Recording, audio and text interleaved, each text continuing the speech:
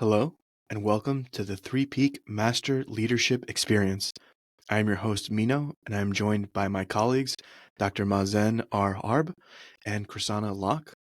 We are the co-founders of Three Peak Coaching and Solutions, where master leaders create healthy systems, and we support businesses to develop their leaders and their employees. Today's topic is safety, the things that make us feel safe, why safety is important, how it might show up in our lives, and how it might show up in our work. And throughout this, we'll be talking about some tools and maybe some exercises that will support us to feel safe. So to begin, and I'm going to pick on Krisanna as per usual, I'd like us to go back to our childhood, and I'd like to hear what helped make you feel safe as a kid. What helped me feel safe as a kid? Being with my brothers and sisters, being around them, my bicycle, knowing that my mother and father were married and lived in the same home. So I came from an intact family setting. So as a young child, there was no worry about one parent living somewhere and the other. So I had a sense of safety, a container, and we never moved houses. We always lived in the same house.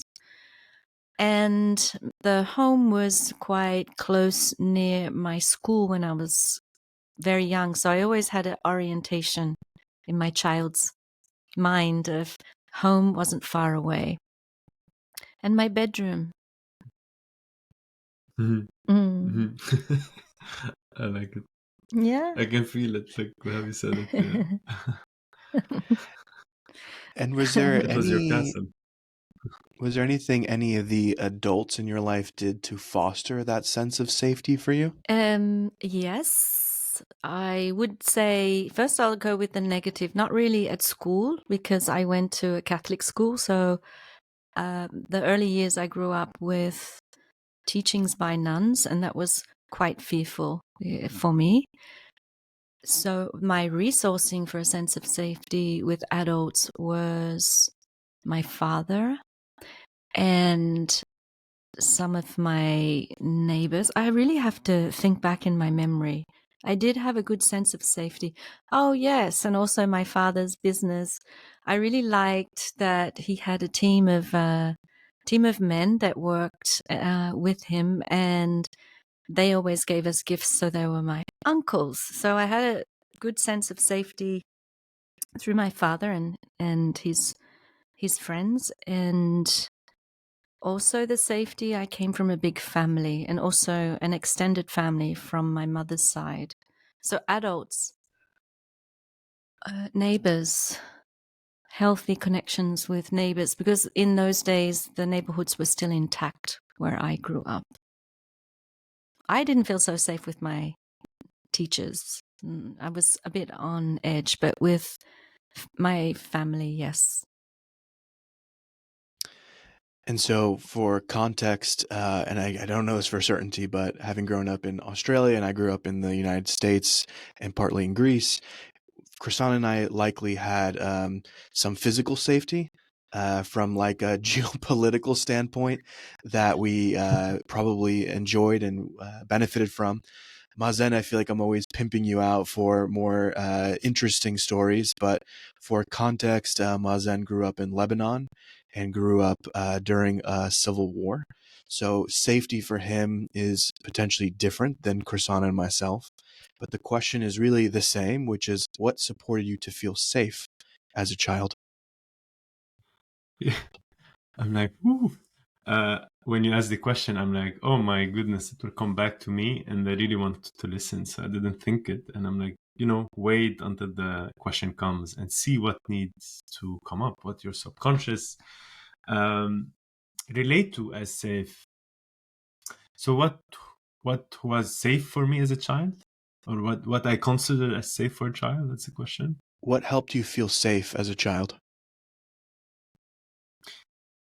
I really have to say, war ended when I was 5 years old. So again, like, because for me, I don't know, for others, they consider childhood as one thing, For me, I consider childhood as separate things. Like there were events, and in different episodes, more than events, and in each episode, many events.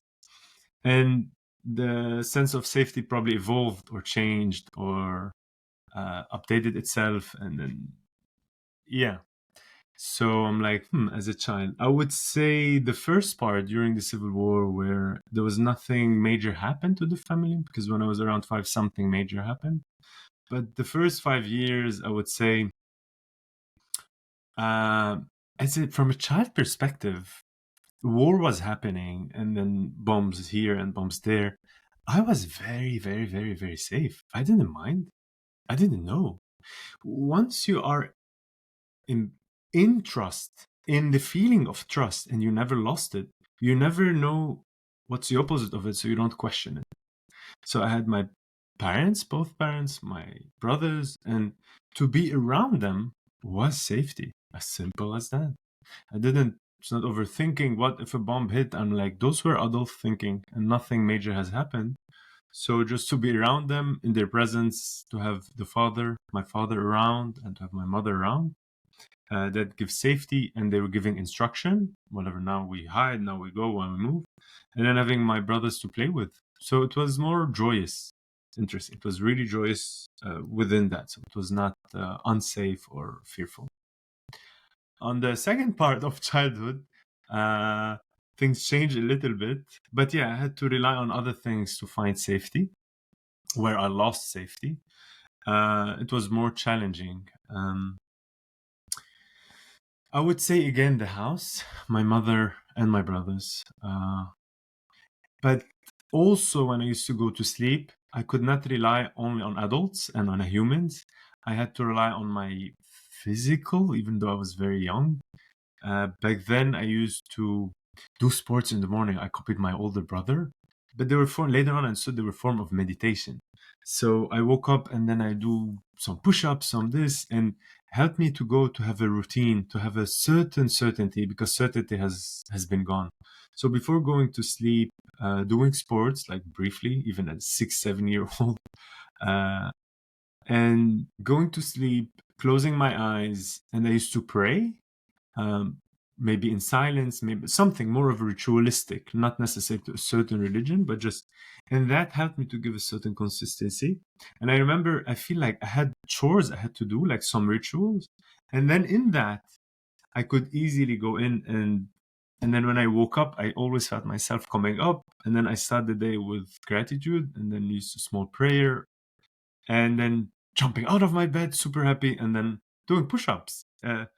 For me, it was really gave me a sense of predictability because school was not so safe as well. Like I really was stressed with the brutality of the system back then. I don't know, the approach with students. That's it. Actually, my family and myself finding consistency in some habits. Actually, that's it. I don't have more. Yeah. What about you? I'm curious. We know that you live between. No, you're not in Philadelphia yet. Probably, yeah, in the north of. In the U.S. And then summers, you were going every single summer to Greece to spend 3 months with your yaya, with your grandmother and family there. So I'm really curious to see. Was it like with the Krisana, or like with me? For me, it's like safety has changed its definition with time, or for you, it was kind of more or less similar similar episodes of safety. I think what's I'm finding very interesting about the conversation is for you had a difference based on time. So different safety meant things different time. For me, actually, you caught it. Safety meant different things geographically. So when I was in the United States, and this is me really trying to take responsibility for myself, is I think I was probably more of a sensitive child. I felt things very deeply, and I think I didn't have a lot of tools at that time to manage my own emotions. So I struggled with a Mediterranean family that was very passionate and hot, but also very intellectual and smart and enjoyed challenging debates.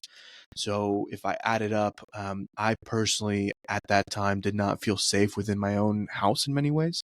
it wasn't, I think it's just my constitution was not equipped at that time to be able to regulate within the home. But the things that supported me inside the home when I was in the United States was I was very fortunate. I had my own bedroom. And my parents really, I think, like whatever, 95% respected not entering my bedroom like ever.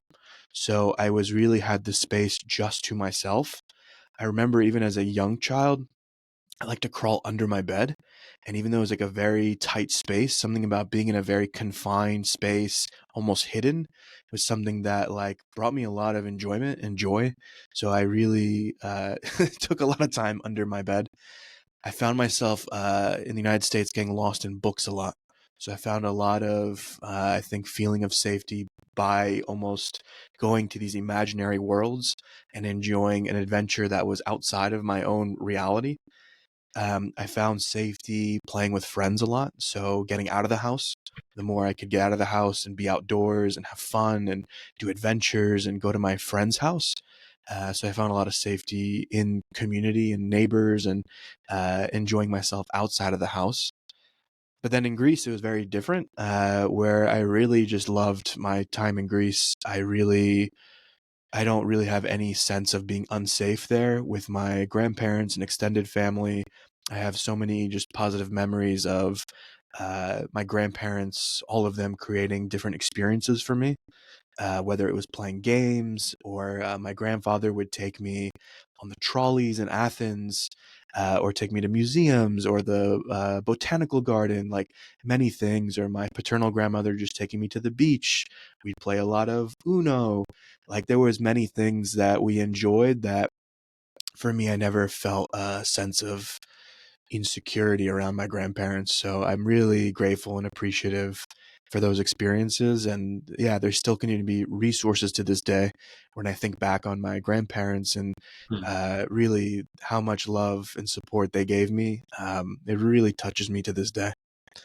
And Mm. I wanted to bring up this topic because recently I rewatched the movie The Pursuit of Happiness, which Hmm. is with Will Smith from 2006 movie.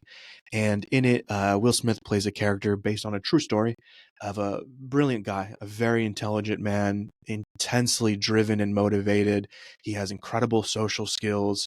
So across the board, it's like check, check, check. This guy is the real deal, is an amazing kind of person, but he's struggling a lot as a single father in poverty without any money, trying to find a job.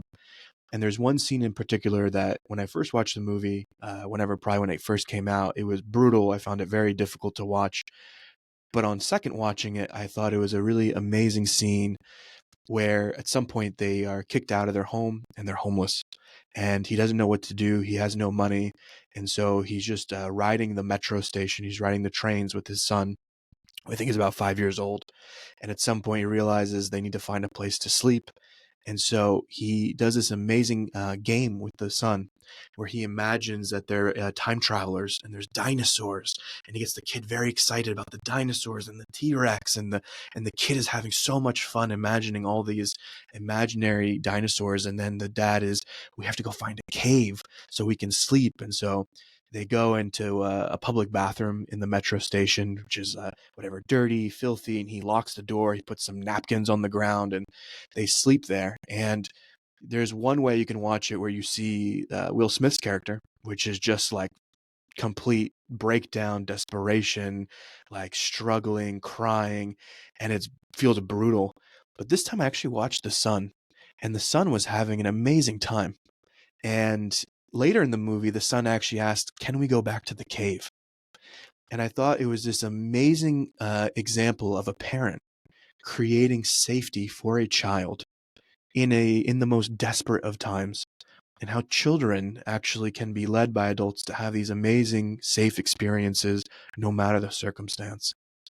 And so I'm going to ask Chrisana, I know you've done so much work for decades now, working with people, working with safety. Why is safety important and how do we create it? Active safety is really important because we have a sense and orientation that we're okay, and the nervous system knows, okay, I've been through things and I'm okay. So when I've worked with a lot of people and also in process work, and this comes up, it's really giving the person tools to find ways to feel safety. And it's brain body safety, and you can only feel safe through the brain and the body. So a lot of people can talk, but talk therapy won't work if a person doesn't feel safe. They have to find somewhere inside of them a sense of safety, relative safety. So it's really working with the brain and the body. So when you've been in a lot of trauma events, overwhelming events, nothing feels safe. So it's trying to find just one bit, an island of safety inside of you. And your body is the container of all your feelings and all your sensations. So if you connect this, that your body is a safe place, then from that, people can start letting go, regulating, feeling a somewhat sense of wholeness that I'm okay. And also through memory of remembering when you did feel safe supports a person. So safety is the initial, safety and bonding are the initial threads of survival. And once you have that, you will feel safe because there's your family around, there's your tribe, you had a cave. There's also healthy bonding. So this is why it's inbuilt in our brains when we're not just always on fighting or fleeing in the reptilian part of the brain, but we're actually in a safe space. Limbically, we know we have a social setting that I can let go and be okay. So sense of safety needs to be restored in people. If you don't have something resourceful at home where you feel safe or where you can calm down, it's good to create that in your life or create it in your imagination.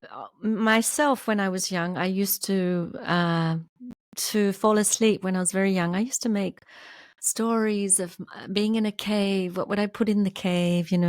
Put down furs, have a fire. So it was a way of self-soothing. It was a way for me of creating my own space, even if I didn't feel afraid to fall asleep, but it was just my night ritual of, I can look out of the cave. I've got a fire. I have food. I have water, and I just cover myself with cozy furs. And by that time, I'd fallen asleep. So children do create a dream, daydream, or stories because this gives them a sense of safety. Even imaginary friends is a way for them to feel like I have someone that backs me up. Or toys when they need their toys. They're all resources at that stage where they're anchored in being safe. So it's part of survival. If when we feel safe, we can trust and open. So it's establishing trust with ourselves. I hope I've kind of covered it a little bit. Yes. Mazen, part of your background is you have a doctorate in neuroscience, you're a biologist, of many other things that you also have done, experienced, and know. But from that perspective, if we talk about safety, what happens to the body when it is safe and what happens to the body when it is not safe? First, I'm really trying to play on the words before defining the biological components of such experiences. For the body not to be safe, it's because we are not feeling comfortable and we do not know what to do with those emotions. So there is two forms of safety. It's outer and inner. As a child, you're more like regulating. There's more regulation happening. Your mind, it's not super on yet. You rely on the outer to feel the safety. But then when the outer is not so safe, this is where a child starts struggling and the child doesn't know what to do anymore. And how it translates in unsafety or not feeling safe in the body to a child, in this simple equation, biological equation, which is when the child is not mirrored with safety, the child will have so much overwhelming emotions that nobody told them how to deal with it. Unsafety starts to happen.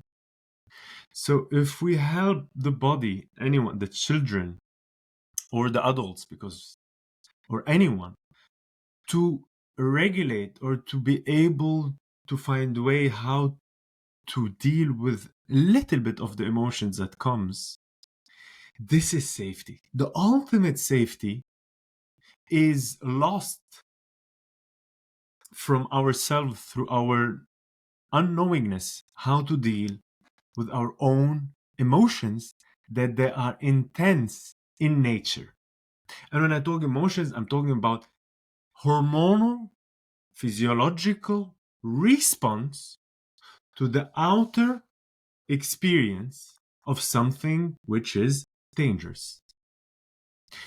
And this is what we go on all our life, try to solve. And then all the issues that happen as adults, it's based on that stress response, that emotional response, that it's conditioned from very early on.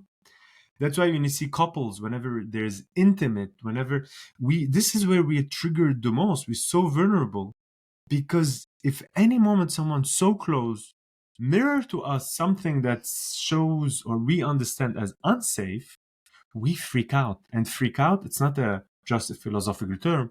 Our body brain system start to shooting out all those emotions, the conditioned one, oh my God, and then based on the past, and immediately we feel unsafe in the body.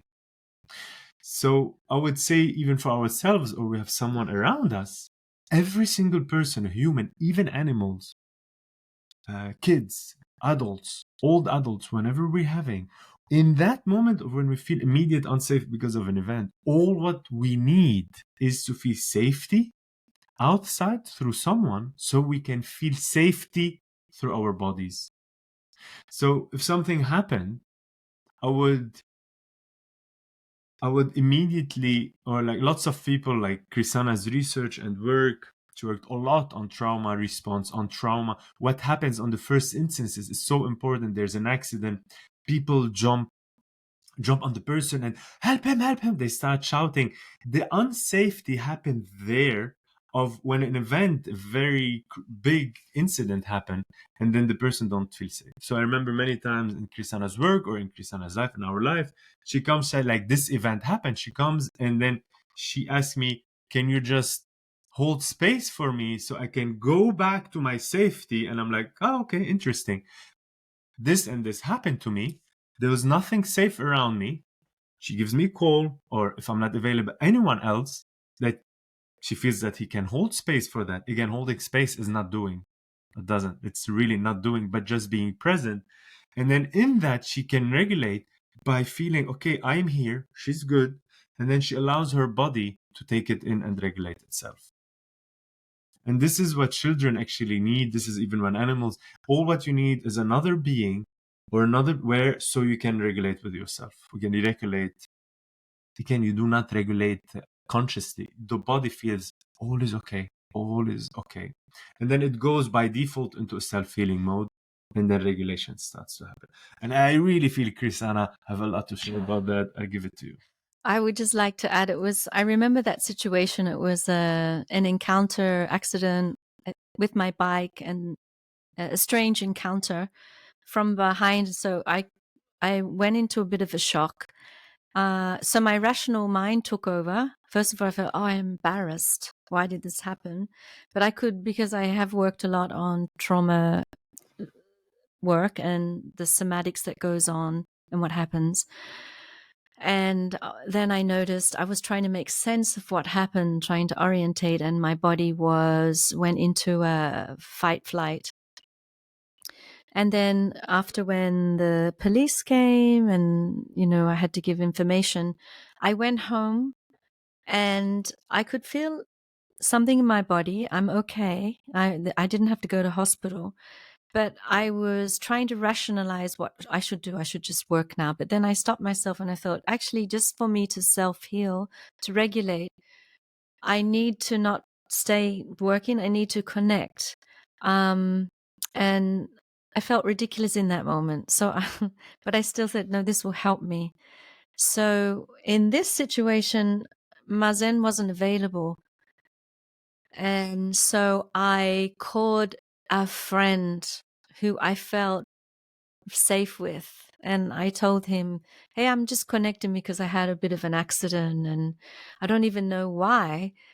But you're a really good friend. And then I could feel tears coming. And I said, I just need to know my body's okay.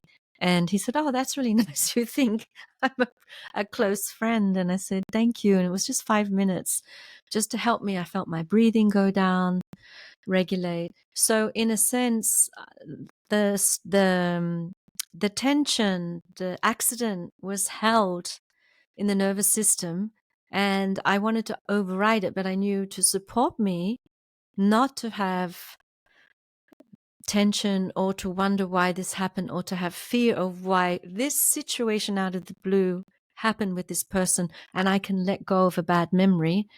I did this because this is a source of knowing what tools you can to support yourself. Mm-hmm. Yeah.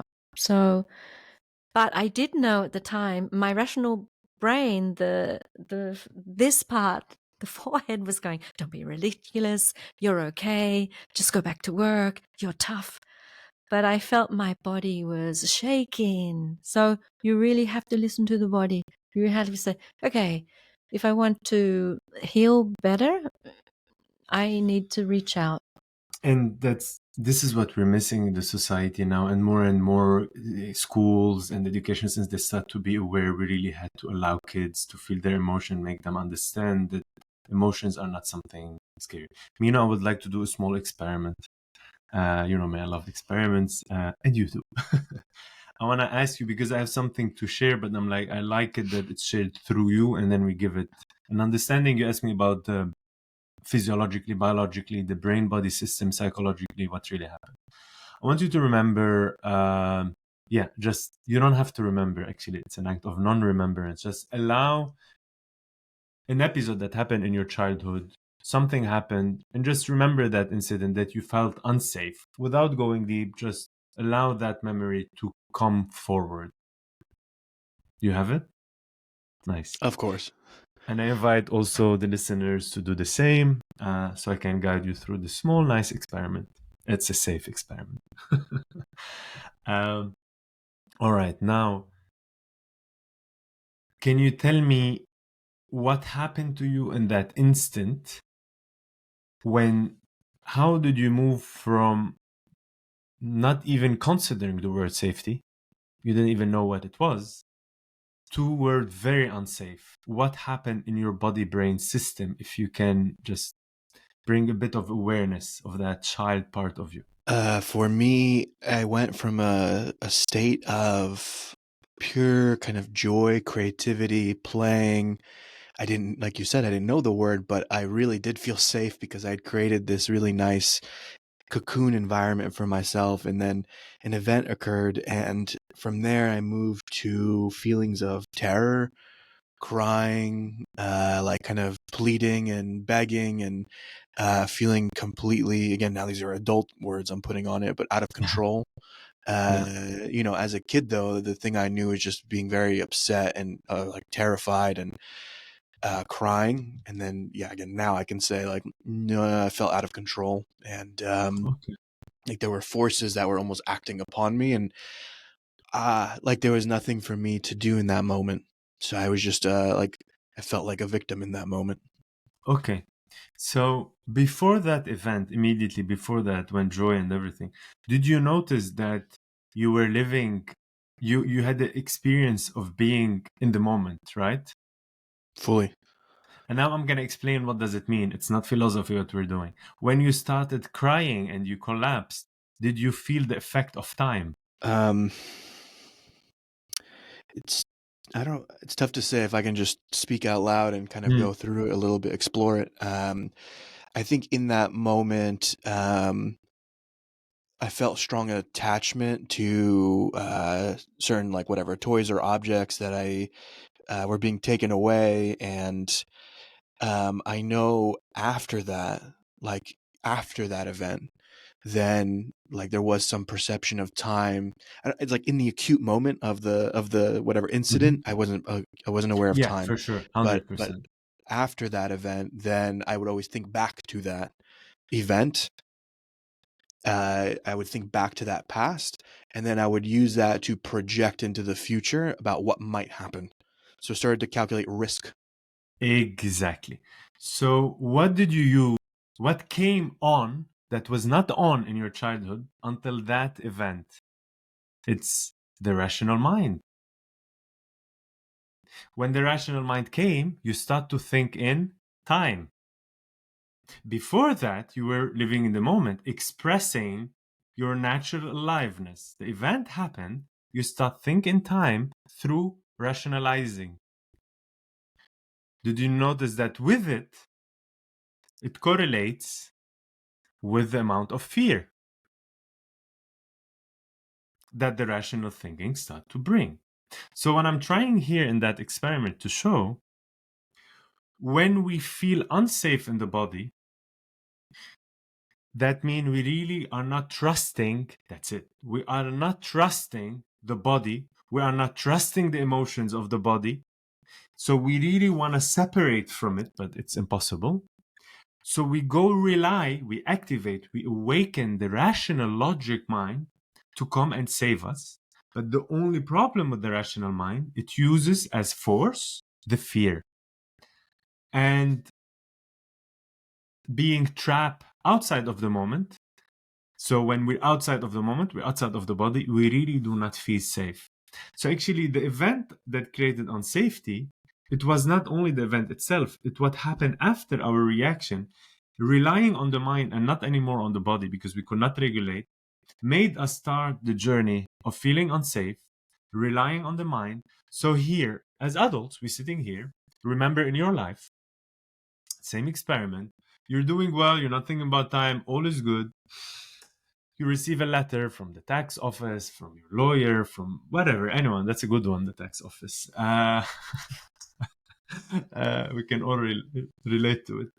And then what happens to you? Can you relate to where you learned the same thing from very early on, a conditioned response? So you're flowing, you're happy in your day. You receive a letter from tax office asking from like 5 years ago, this whatever, 100,000 euros of taxes that you forgot and you thought it was your own money. What happens to you? Well, of course, I don't know about other people, but I've been through that circumstance. So, I've had the IRS come and say, you owe me a lot more money than I thought. So, I'll give you, when it did happen, I was 24, 25 years old. And I went into first like a shock. So first there's just that like, and this is one of my stress responses, the disassociation. So complete numbness and like whatever, I leave the body totally and go to some other dimension. And then when I come back, it's like pure anxiety. So it's all about fear and control coupled together and how to strategize and get out of this and get through it. So it's all mind, it's all mental games. I would say today it'd be different just because I've done a lot of personal development work through an amazing company called Tantric Energetics. But so today I think I would treat it differently. But before I had done personal development work and learned how to regulate myself, I would go into a complete fight, flight, freeze, collapse, all the above response. And did you notice that in that the main component that remained and was very active is the overthinking, is the conscious logic, rational mind that really wanted to really solve it. By the way, the mind is trying to solve it. But the problem is it goes into a zillion probability that brings so much anxiety, but they are disconnected without trying to solve it in here, in the now first to feel safe, to go out and find a solution. So it really go into dissociation state through the body, through the mind, because the body is not safe. And if I can add, then every single time I did taxes after that event, I would actually go into the same episode, Exactly. Yes. regardless of like, okay, whatever. After that, I never had tax issues because I corrected so much from that. Mentally, I was like, okay, I have to do this thing, this thing, this thing, so it never happens again. But the conditioned emotional responses, it took years. I mean, honestly, I think even to today, I probably still have some association because that was such a severe event for me. I don't know. I took it very hard. So every time I do taxes now, I go into like some kind of like, okay, it's less than it used to be, but it's still a little freak out every time. And then what do you do to support yourself? These days, I really try to just breathe. So I Exactly. notice I disconnect my breath. So I'm like, okay, breathe. I try to relax the body physically so that I'm like not tense. And then from there, I can then almost reason with my mind and be like, all right, man, chill out. Like, I have all this evidence of filing taxes for whatever 10 plus years and being okay. And I've done everything. I have an accountant. Like, across every board, I can then almost give myself the resources, become like I have an accountant. I have evidence that I have 10 other years of successfully filing and not messing it up. So I think it just comes up now because there's novelty, because we have our own business. So business taxes are like a new novelty. So it triggers that same fear of like, will I mess it up? But now I have different ways of, I can call you, my business partners, and talk about it. There's different ways now I can manage that so it never goes into anxiety. It might just go into a bit of fear.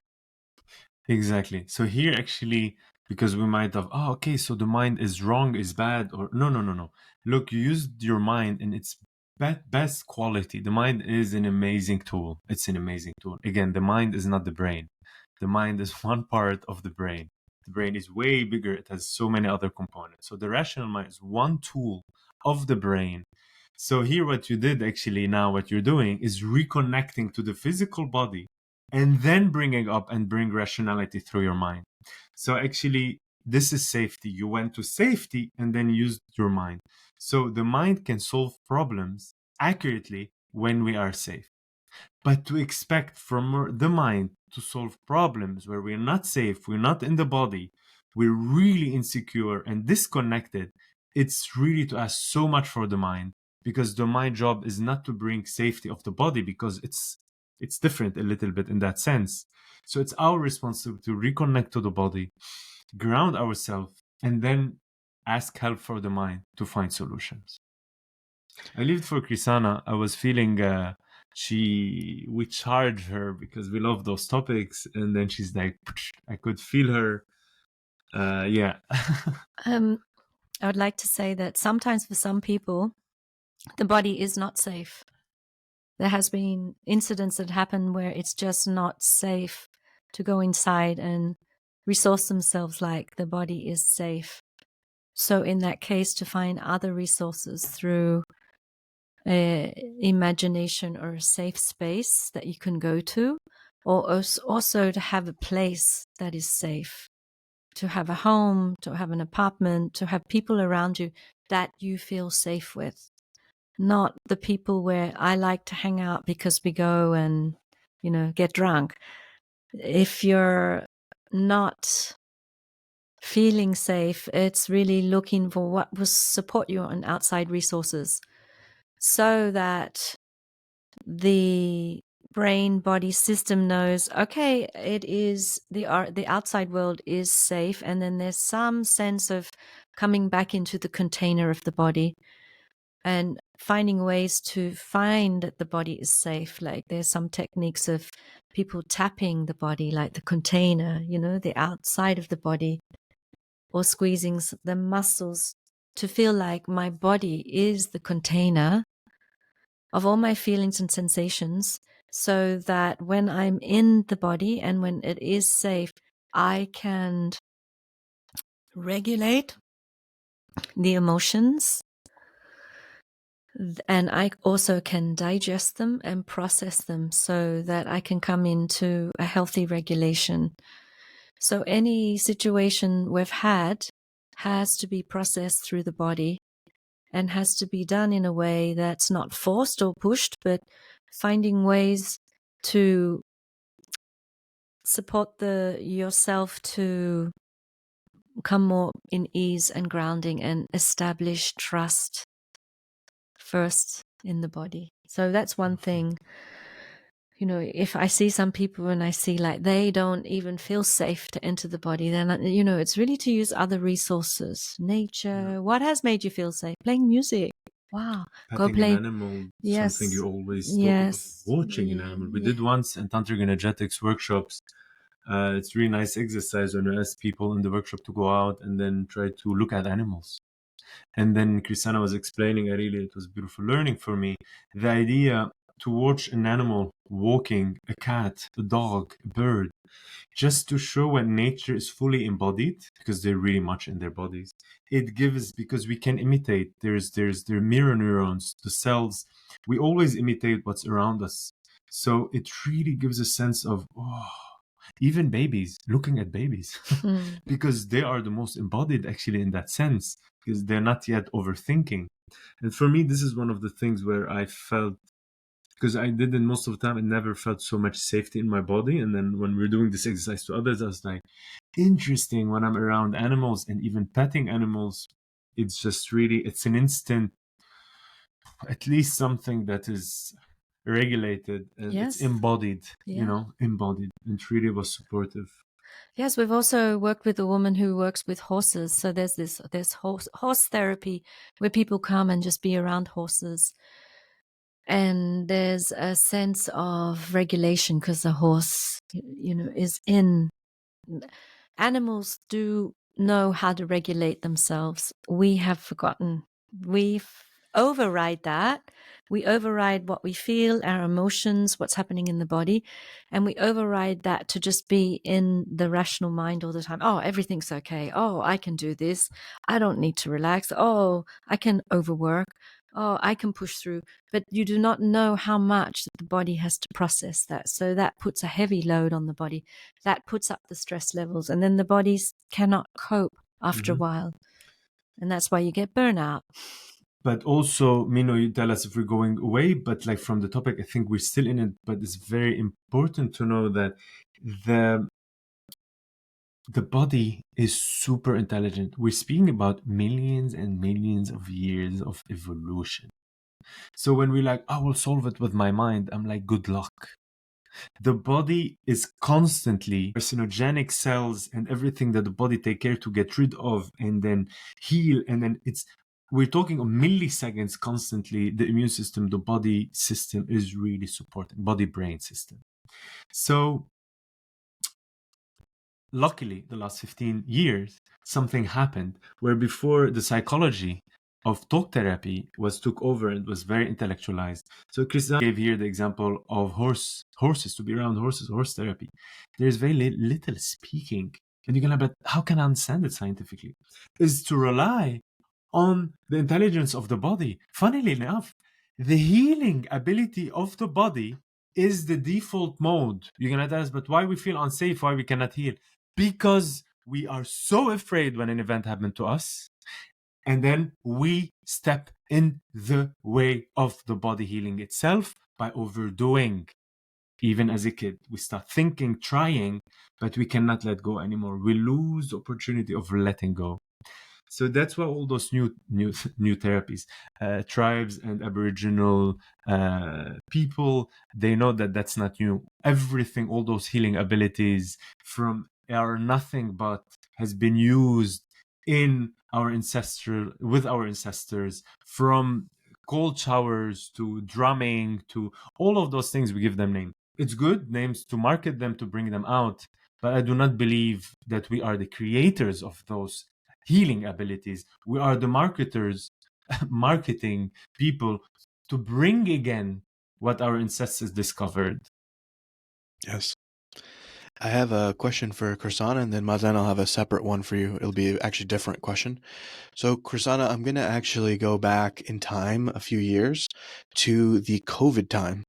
So I'll just share my personal experience, which is like I struggled a lot during COVID.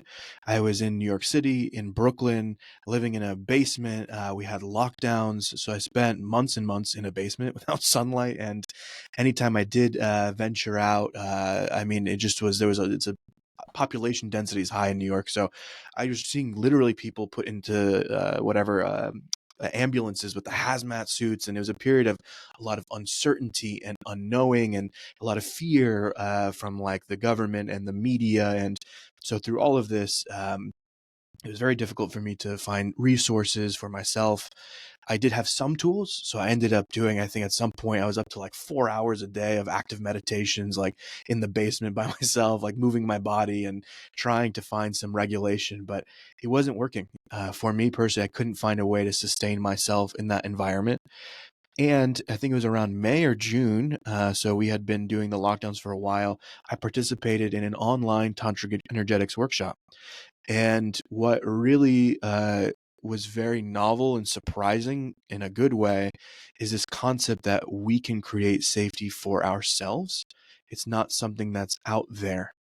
And so my question to you is, and I don't know if you remember that workshop, for me, it was like a massive turning point in my mental health during that time. But how can people take kind of a little bit more of the, I don't know what the word is, control or responsibility? How can a human make themselves feel safe when the world around them feels unsafe? We are, well, just to begin with, life is uncertain. There's always going to be change, and we have to adapt with it. So when this happens, a lot is we are social animals. So in this lockdown, there was a lot of isolation. There was a lot of fear. There was a lot of survival fear, and there was a lot of isolation. So people felt like they were on their own. So there's a part of the nervous system where it's called social engagement. And when we know we're safe is when we're around people, where we connect with people.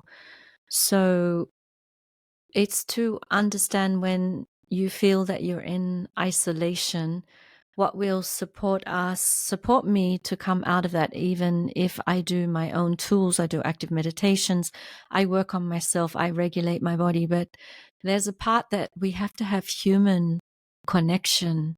A baby, you can give a baby food. You can give it a newborn baby.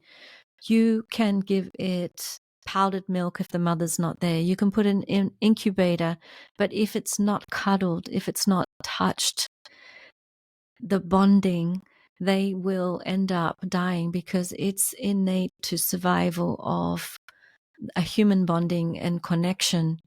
So to feel safe is to also, when you're feeling isolated or when you think you can do it on your own, is to also to have some healthy reaching out to people, like we did when we did this tantric energetics workshop online, just to have a human connection.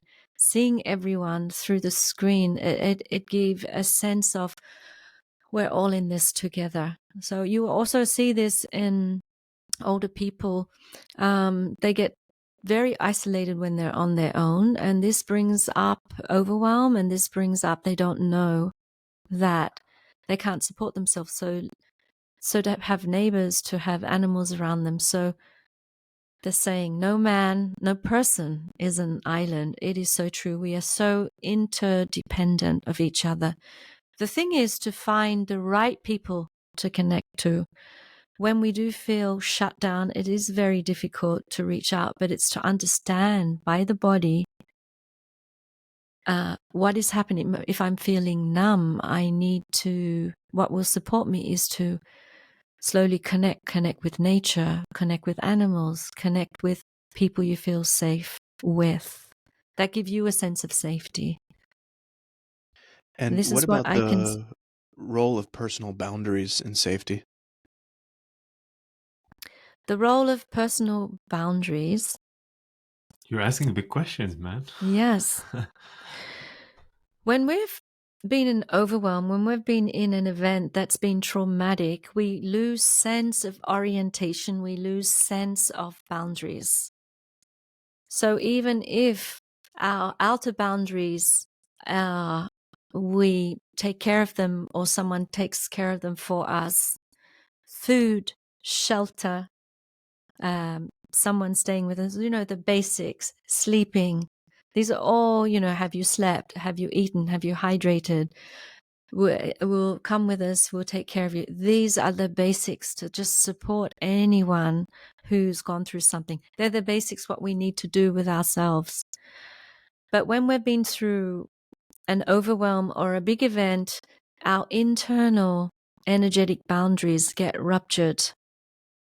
So this is when generally we work with someone who's can support bringing these internal boundaries back online. So we get a misconception of what is safe and what is healthy. So we create outside boundaries that maybe are not healthy for us because we overstretch them. So then it's really working with first finding safety, a safe space in your imagination, so you can come in to find, and then finding where you feel that in the body, to start to find an island of safety in the body. So a lot of that's got to do, you can find personal boundaries with people outside, but you may not have your energetic boundaries intact inside. So it's to work on those with different tools. And so now I'll share a little bit, but I'm going to gear us a little bit towards the work we do with our business company, 3 Peak Coaching and Solutions, where we support businesses. In the last 10 days, we've actually done a couple workshops virtually for folks that are in Lebanon. And what I've been struck by is at the time of recording this, March 2024, there's still a lot of skirmishes and bombings in southern Lebanon. So it's a country that's quasi in a war right now. And the folks that we've connected with in Beirut, there's still a lot of fear about war and bombing. What I've been struck by in 2 workshops we've done now is that we did focus on exercises on safety. And by the end of it, you could see people, I mean, they articulated it, but you could see it physically. It was like they had this huge weight on their shoulders and they dropped it. And there was this beautiful community feeling that emerged. And it was such a joy and pleasure and a privilege and an honor to be around a group of people that really found safety and found community. And I was really, I mean, it's what makes our work very meaningful for me. So I very much enjoyed those workshops. And these are folks that, again, are in Lebanon right now while there is a quasi war going on. And meanwhile, we also have done workshops in the last couple of weeks with corporate clients. And what I'm struck by is in the corporate setting is that the folks that we do the exercise with have almost less of an ability to get to that safety than folks that are actually in a war right now. And so, Mazen, I would love you just to reflect a little bit about our work in the corporate environment and with business people. And of course, I'll add my own 2 cents in a bit, but what do you observe about safety in corporations and the almost what we're observing with our clients who are in safe places? Germany, United States, Ireland, they're not in a war, and yet they seem to be in a bit of a shock at times. What are your thoughts? Yes, we really need to go back to physics and really to understand and respect the human body. So it will allow us to respect and understand people, regardless where they come from and regardless of the incident. There's the relative within the body, within the psyche, and there's the absolute. In the nervous system and everything what's happening, it's really relative. I cannot go judge our corporate clients that they're not experiencing harsh incidents of war, or like why they're reacting like this, their worst place somewhere else. Our reality is where we focus our attention. Our nervous system doesn't care about philosophy. Our nervous system only lives in one instant of time, which is the now. And it really reacts based on its environment. It really reacts based on what has lived, the conditioned emotional response, stress response, mental response. Hence, it makes it very, very, very relative. I worked with a lot in war and migration trauma. And then I realized, and that's why actually I came to Berlin in 2015, I was given the position as a main research scientist when the Syrian refugees were welcomed in Germany in 2015. And I was given this opportunity to create a project on war and migration trauma. And then when I was sitting and then meeting with those, most were young adults and some were older folks, actually I really start to understand the relativity of incidents, of who we are and what's really happening. And of course, something I struggled with when I came to Europe. That's a joke we said in the other podcast. And I'm like, and I was telling Krisana, I'm like, I came to Europe and I saw people depressed, burnout, suicidal, because of whatever, an incident that the father slapped them. And I could not grasp it, or something happened. I could not grasp it because I thought, what happened to me and to Lebanon is way worse than that. And I found gratitude in this. And this slowly I start to understand, to respect other people, to respect and understand. Luckily, I was doing biology very early on, from since I was 19 years old, studying biology. And oh my God, everything is really, really relative. So when we sit with the corporate clients, it doesn't matter the history, because each individual has his own and her own history. And that's the reality of it. And we do not know what they suffered, struggled with. And on top, both person can have the same incident. And that's actually was basing all my research. Both can have the same incident, the father slapping them, or both having the bomb blast happening beside them. And all the research I've done obviously would say the same incident should have the same effect. This is not true, because what we're forgetting, that each person is not only a nervous system, it's a whole consciousness on its own that's full of memories, emotions, epigenetic things that given genetics, things given from their own generational things. All the DNA is very specific to them. So we really cannot say because of an incident that's what happens. We really need to take it case by case. So that's why in our corporate clients, we sit, and that's the best ability you can give to every human being, is to listen first and to really consider you do not know what they went through, not based on the event, on what's really happening within them. So the best way is to ask them, please tell me not only the story, tell me what happened to you. So when we're able to speak the language of the body, we're closest to the truth, so we're closest to healing. And in a corporate sense, we're closest to the solution. So now I'm going to ask you to maybe create a hypothesis as a good scientist. Because I observe so much feeling of unsafety, not feeling safe in the corporate environments, what do you think are some of the things that lead to that feeling of not being safe in a corporate working environment? Mazen or Krasan, I mean, let's start with Mazen. I will add the Okay. first one. First, you have to look at, is it my own unsafety that I have accumulated, my own personal associations and events? So that's one. And then you have to look at what's contributing to feeling unsafe in the corporate world where you're working. So there's two.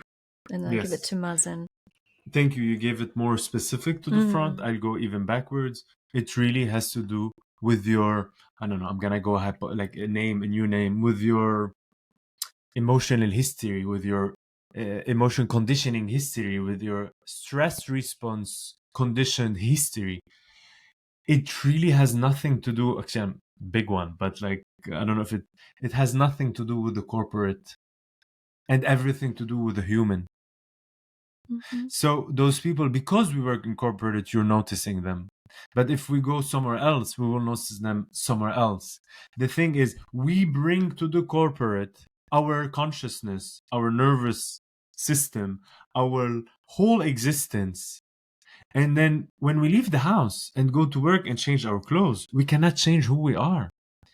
And who we are is based on how we react. We have a choice to respond to things, but this is healing. Now I'm going to speak not in a very self-aware way of understanding and healing myself.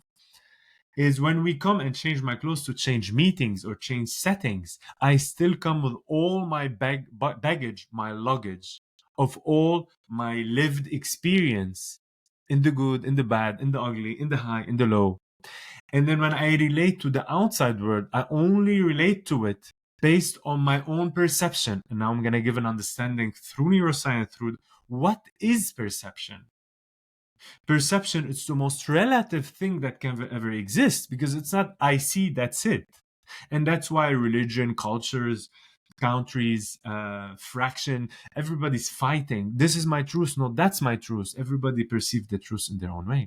Because on the biological matter, perception is not one thing. It's a mix of things.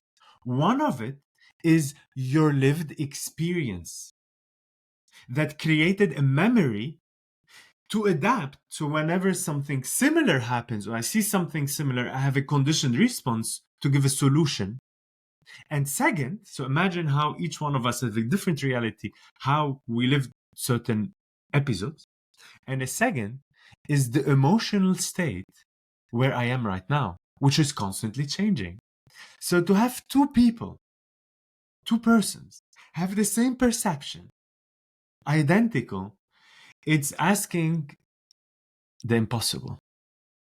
And then when you see more people like connecting or creating communities to all think and feel the same way, that means you have really to cut your aliveness, you have really to believe in dogmas, you have really to become a certain way fanatic, hence the word fans. I'm fans of soccer, or you have to be fanatic to always start to perceive the same thing all together.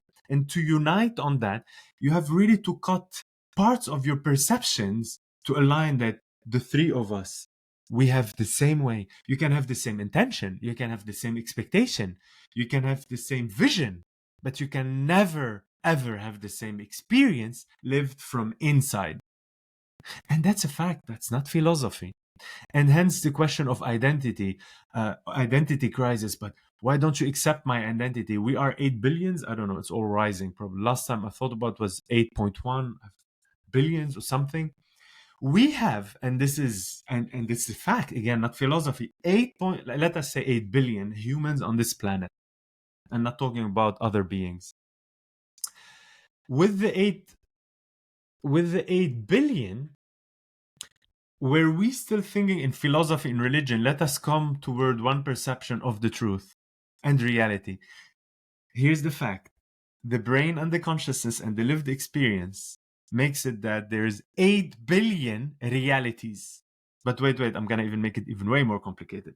At any moment, you have 8 billion realities. That means whenever we see something, we always see it in 8 billion possibility through what we feel, and then it's very unique to our experience based on our DNA and our lived experience. But now to make it even worse, to go to probability numbers or huge numbers. But that perception is changing constantly because we're changing constantly and our emotions changing constantly. You have 8 billions that they have a different identity, and the reality is constantly changing. And on top of the 8 billion, everyone goes through one day so multiple times changing the reality and how they perceive it. So we're talking about huge numbers of realities created, perceived within each one's brain. So when we say, let us unite on one perception, and that's the truth, is really asking to put the planet in one bottle. And yes. So what is the perception corporate world? I'll answer that. Okay. So I'll jump in. So this is, again, this is my perception filtered through all my life experience, working in corporate, being a coach, a consultant, blah, blah, blah. I don't think there's one answer, but I'm going to use words that might offend people. But I think inherently most employees, and I'm not saying this is a bad thing, so there's no judgment, but most employees are selfish. So they come to the corporation to get something for themselves. And I'm not saying that's wrong. That's maybe the way it should be. I just think they come because they want to get something. There's something either intrinsic or extrinsically motivating them that they want to come and take, and they exchange. It's a marketplace, right? I give you my labor, you give me something, money, visibility, status, power, belonging. Like, we're going to these places for a thing that we're exchanging with. Okay. When we enter the corporate world, I think that we're, to your point, Mazen, we're very much ruled by also a strategy, because it is, I'm there to get something. So it's really led by the mind. And so when we're in a position of, I want something that's outside of my control and I'm using my mind to get it, what we're doing is we're ceding any power we have to the corporation and to the boss. So all of a sudden, these are people that have something and they're the gatekeepers. And now I have to basically change my behavior to get them to give me what I want, which, if I'm going to use again a blunt word, which with no judgment, because we all do it and we're all masters of it, is manipulation. So the corporate environment is a place that's rife with control, politics, manipulation. I want to get something. It's very different than, let's say, the three of us want to go out to dinner and we genuinely care about each other. We're friends and we want to pick a restaurant. So we're going to find something that really works for each one. There, we can just be very honest and open and communicate, share our feelings. Oh, I don't want pizza. I want a salad. Like, we can just talk about it. But what happens when you become the gatekeeper of what I want is I start to hide, I start to lie, I start to, again, skew the truth. Every word I'm using is a tool, but it's a tool based on the mind and based on fear, because I'm afraid I might not get the thing I want. And when I'm operating on mind, fear, control, manipulation, it's very hard to feel safe, because I've created the conditions where I might not get what I want, or someone else has control over me, but I'm trying to control them. It's a lot of games. And there's not a lot of checking in with how I actually feel and what's within my own sphere of control and sphere of influence. So I've given all of myself away to someone else. And it's an interesting juxtaposition, because, of course, I was an employee and I did all these games. I did all these experiments myself. But now we're running our own company. So I'm on the other side. I'm an owner. And I can see the other side of the coin. And I was telling Mazen the other day, it's like I have both voices alive in me now. So I have that employee unionist that wants to, get the comrades together and unionize the employees. And then I have a part of me that's now an owner that's like, you don't understand the other side of the thing. And the entitlement of the employee and all these things that will probably trigger people. But as an owner, I see it now and I get it, where I'm like, you just want to come to me to take something from me that I'm working very hard to build and to protect and to make sure that the mission and vision is pure and clear. So now I have this dialogue inside myself, and then I get the employee where I'm like, yeah, go for it. Maximize what you can get from your employer. Of course you should. Like, they do have a lot of resources that they're hoarding, and I think probably unfairly. So I don't know what to make of that. I don't have a grand point in this point. It's fun to have different perceptions, right, within oneself, Mazen. So at least for my living body, you can say I have at least two perceptions, right? And probably many more based on the angle I can take on a problem. But that is some of why I think the corporate environment tends to feel very unsafe, because it's not a place of safety. It's an arena where everyone's trying to get something and compete and show something and project an image and get in return. I don't know how, if you stay in that game, I don't know how you can feel safe. Now, I think you can stay in those environments and feel safe, but I don't know that you can stay in the game and feel necessarily safe. The individual needs to shift something within themselves to bring something with themselves so that they can feel. So I'll give a real personal example, and then Mazen, it seems like you might want to share something. So let me just give a quick personal thing. But there was a point where I stopped playing these games at work. I decided I was no longer going to care about promotions. I was no longer going to care about financial increase in money. I was no longer going to care about how other people perceived me. I really just wanted to do my job, do it super well, be effective, and then go home and enjoy my family. So I stopped playing the game.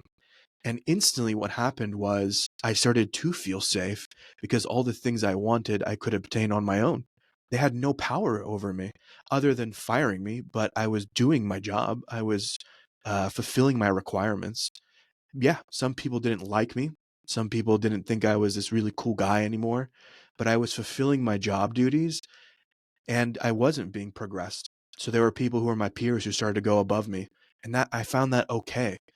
But in that moment, I could regulate myself, I could find safety, I could have full power and control over myself, and I stopped manipulating people. And then they couldn't manipulate me. And then honesty started to emerge, and trust started to emerge, and then real companionship started to emerge. And all of a sudden, work wasn't bad. Work could be enjoyable. As an employee who one day, once upon a time perceived themselves to have no power, no control, no nothing, and that everyone was out to get them, the shift happened in me, and the environment tolerated it. It didn't. I think that's the other fear, is like, if I step into my own being and I start to bring all my perceptions, my authenticity, the environment is going to destroy me somehow. It didn't. If you can do the competent parts of your job, they will tolerate it. It's not, I think there's this like leap of fear of like, and that goes back to the conditioning, I think probably from the childhood, but the leap of fear if I start to be myself and I start to say no, if I say no to my colleagues, no to my boss, they're going to destroy me like immediately. But that's not the case. I've never actually seen that happen. There's steps you can take along the way to take back the autonomy, take back the power within yourself. And if you're doing a competent job, they will tolerate it. There's a lot more destructive people that bring a lot more destructive traits to work than saying no. That's like one of the least offensive things you could probably do in the workplace. So that is my kind of summary and whatever perception on some of the dynamics that exist within the corporate world. But I know, Mazen, you had something you wanted to potentially share. I don't know, man. You just really rounded. You Mm. really rounded Mm. very beautifully. It really sank in my belly. Probably more on a. I will give it just as a complementary to what you said. Those beautiful understanding, the truth of it. That yes, whatever happens, all the time we are mirrored. When we have fear and unsafety, we will mirror it with fear and safety. Whenever we go back to intimacy, authenticity, we cannot but create an experience and form a reality that's based on that. Even when we lose that moment, we always, when we know how to get back to ourselves, then reality changes again, because we are the one where wherever we put our attention, we shape the reality through our attention. And just, it's more of a last word for me on that, and pass it on just to Krisana on one last thing, to really show a bit of understanding and compassion to the corporate world and to the people.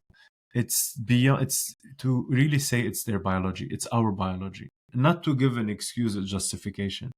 There are three main incentive for survival, like motivation, that even if you're starving or dying, there's something you go, and then your whole survival system goes. It is really, it's the psychological, it's shelter, it's food, right? Eating, it's really knowing how to like I forgot them. Food. It's food, water, Shelter. self-engagement, social connection, really connecting with other beings, and then our like stress response. So it's hunger, stress, and sex. Actually, that's it. I should have said it from the beginning. It's hunger, stress, and sex.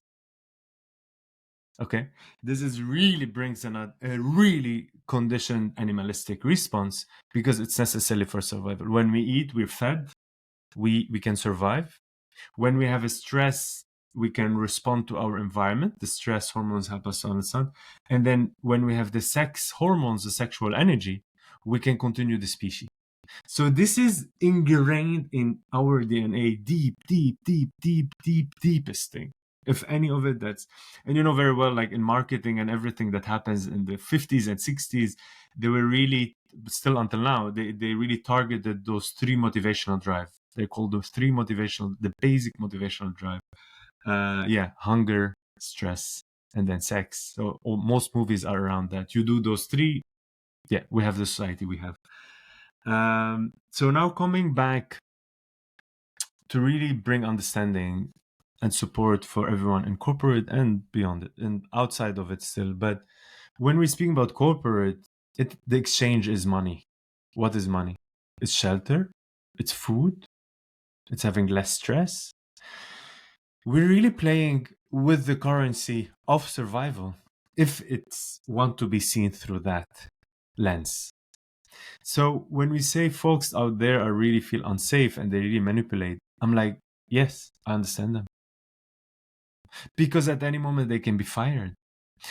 And they like, but what happens to me if I'm fired? They might find another job or not. Doesn't matter.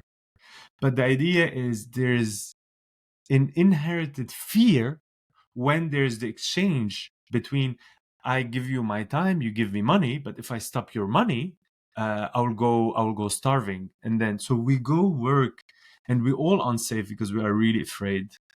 And just I want to really give this understanding that there's no judgment that we feel unsafe in those places. And because that's the currency. And I give it to Krisana with just to round up Can with I money. And, ask you a question, Kursana? Yes. So this will be to close us out. So this will be the last question. What are some tools, resources, or even experiences that support us to find safety? I can walk you through, we can do it together, just some techniques to find some relative safety in the body.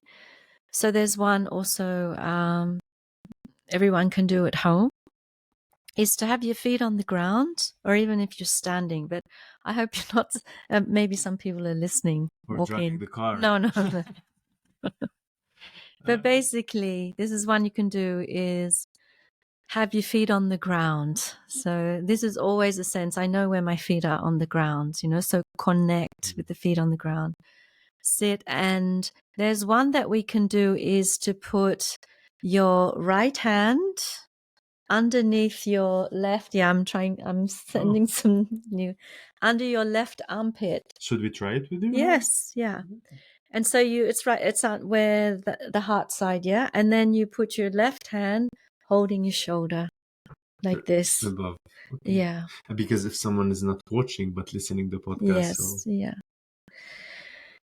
Yeah.